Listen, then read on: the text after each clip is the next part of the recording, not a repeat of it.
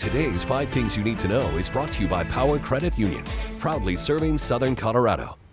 I'm Allison Zimmerman with this News 5 update. The Colorado Department of Public Health and Environment is reporting 1,650 new cases of COVID-19 in the last day, with 50 new hospitalizations and 112 additional deaths.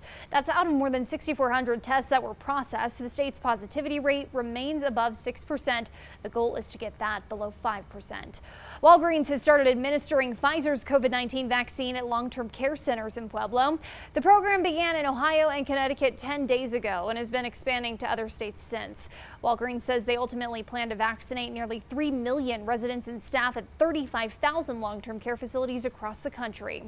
The pandemic has been devastating for the travel industry, including a big impact at the Colorado Springs airport. They saw a 60% drop in passengers going through TSA checkpoints on the day after Christmas compared to the same time last year.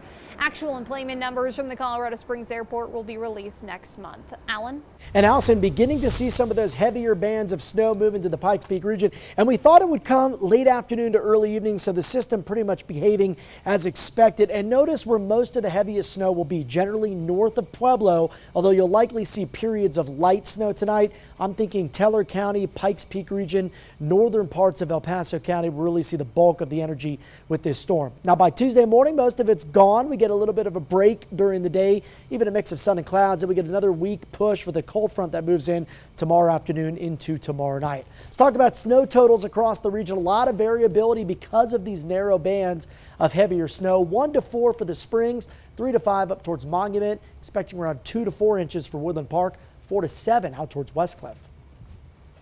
Thank you for listening to today's 5 Things You Need to Know, sponsored by Power Credit Union.